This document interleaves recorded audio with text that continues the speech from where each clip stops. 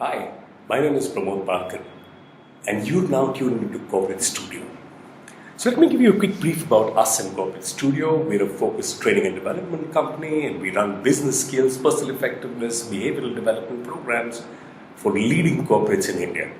I'm glad you've tuned into our channel, and here's a small little snippet of a video on the power of negotiation. One of those topics that comes close to the heart of practically every single corporate executive. So I'm going to make this video quick for you because you must have heard this word negotiation dozens of times, and each time you must be, bringing that word to your mind. You must be thinking about those typical 3-4 things that people speak about when it comes to negotiation. One is, bartering, exchanging value. 2 is giving something to get something from somebody else. 3rd is to actually make a deal or gain agreement with somebody. So, let me take these myths away from you. Those are typically conventional things that happen to people when they're interacting with each other, whether it comes to, getting somebody to agree to what you're saying or getting somebody to basically accept what you want them to do. If you look at the science of negotiation, it says that negotiation is that process of communication which comes into play whenever 2 people or 2 parties have an expectation from each other to want the other party to agree to something that they want from that person. And if I have to really crystallize this for you, negotiation is about coming to an agreement between 2 parties without choosing alternatives. Because if alternatives were available, then in the first place, why did you get into negotiation at all? You could choose from alternatives and come to an agreement and consensus with somebody else. So I've been in the business of training and development for the last 20 years, and this particular skill is that corporate skill that every single corporate executive must excel at. So let me give you a quick, very powerful one on negotiation. They say that when 2 people or 2 parties come face to face, wanting an agreement from each other, one of the thoughts that occupies both parties' minds is that I am wanting something from this person that he may not be willing to provide to me. And therefore, I've got to find a way of making him come to an agreement with me.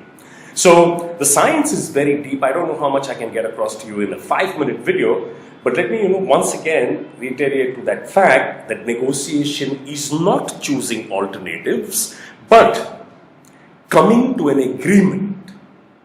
Because if alternatives were available, then you don't need to negotiate in the first place, because you could do problem solving and find an alternative and close what you're trying to get as an agreement from the other party. So 2 types of negotiations. They say that there's a traditional negotiation, which typically, human beings get into engaging with each other on an informal note, where there is no framework, people are allowed to say what they'd like to say, people can make claims, there's just the way they want to informally make claims, people can sometimes push people on emotional grounds, people can sometimes ask people to stretch on a personal note, absolutely from the emotional and heart perspective. The other is formal negotiation, and formal negotiation is a negotiation process where 2 parties understand that they've got a very, very, formal reason why they are coming face to face to try and get each other to agree to something. So it's not about the heart, it's more about the head, and you basically need to ensure that you're getting people to come to a platform, bringing all the variables to the table and start engaging in trying to exchange value. Now again, on the formal negotiation front, they say that there are 2 types of negotiation. One is called an integrative negotiation, and one is called a distributive negotiation. Now if you look at both these words, technical words, I'll simplify them very quickly for you.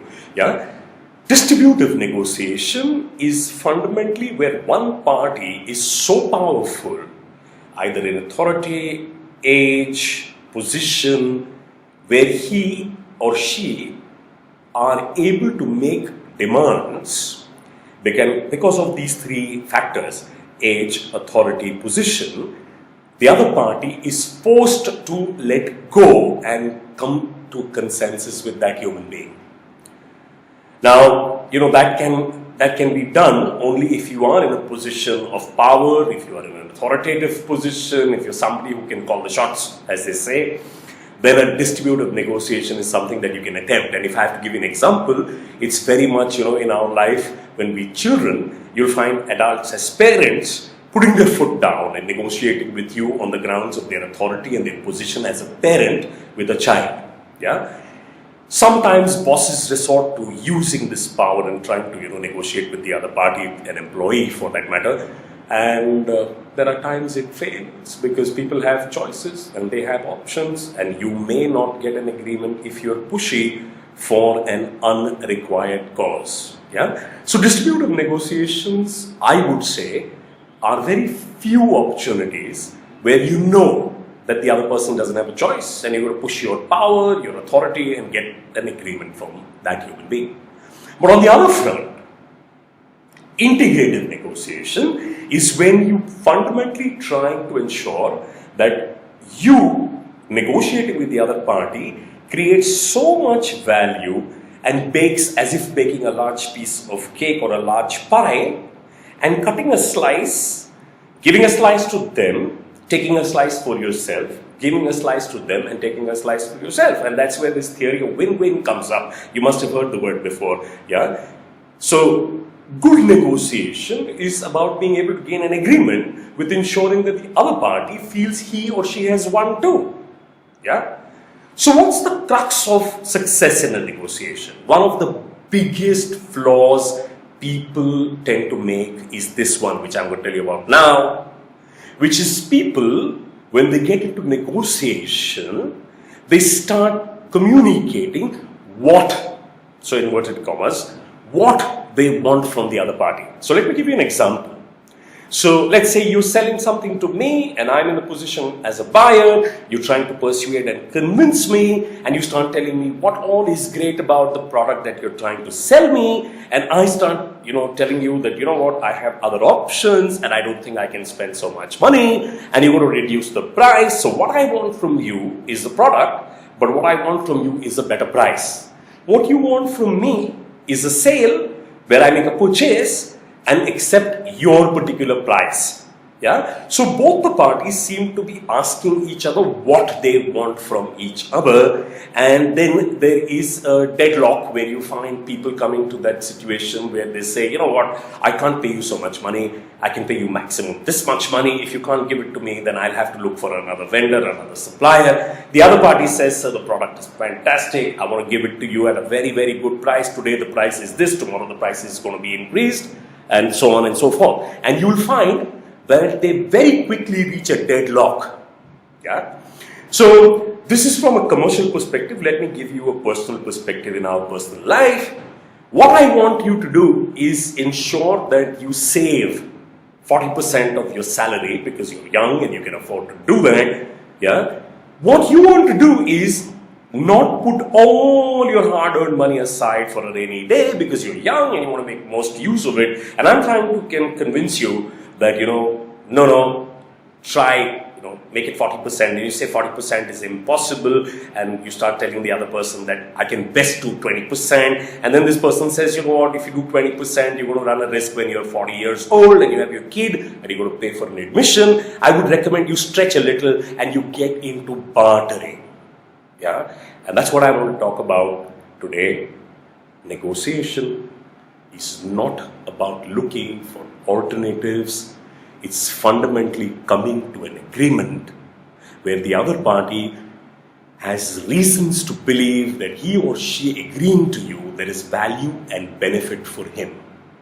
So, step one, don't be distributive in your negotiation approach. Step two, ensure you make every negotiation integrative, which means you start baking a cake or a pie and making the other person feel that you're going to cut a slice for them all the time. So you take a slice and you give them a slice. So you start looking at value, which means you make an integrative negotiation happen where he integrates with you or she integrates with you and you integrate with them. And you start bartering this value but not to choose alternatives. And therefore, when I said negotiation, people engage asking each other what they want from each other, and that's the biggest mistake they make, because what you want comes from a position that you are in your life.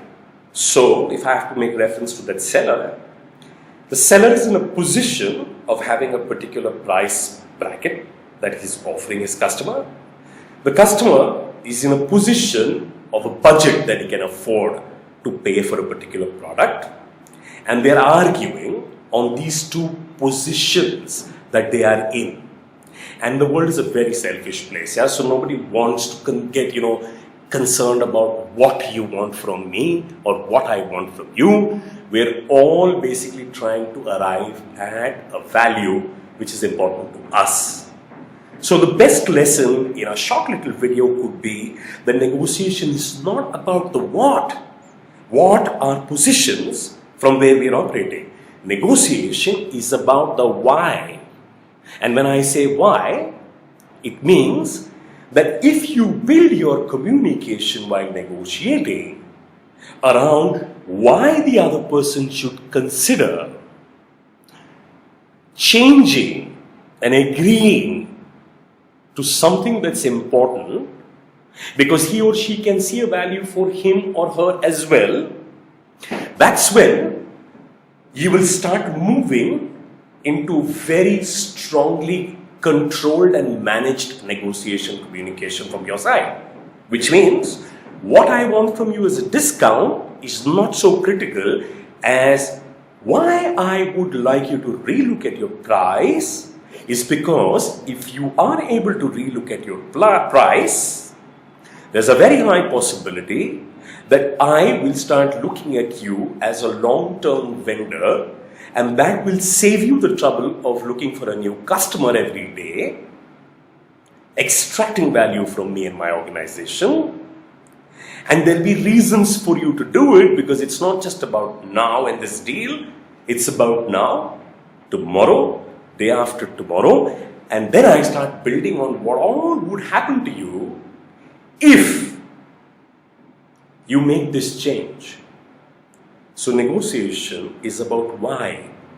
Why I want you to save 40% of your earnings is because today, at this young age, you could stretch because you said you're concerned about a very strong scope of retiring early in life and providing all those things that were important to you when you were growing up, to your own children.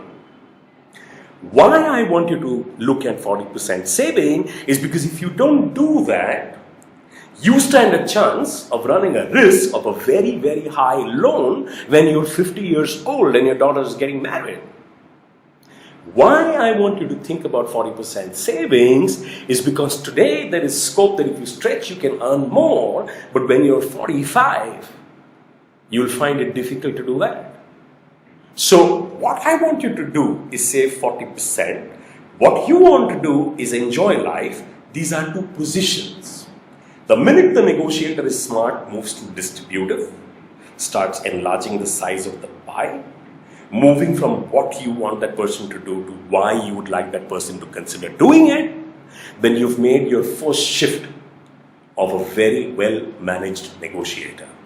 This is a very deep topic. I could go on for it, and we're going to basically build a series of video on Corporate Studio, and you can plug into the next step, which is what are those negotiation styles which can help you get the best value for the buy, and how do you handle the conflict and obstacles which will obviously come because we're human beings.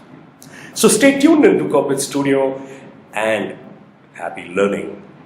Each program would be a small little nugget as a video which will have good value for you in your work and personal life. This is Pramod Parker signing off. All the best.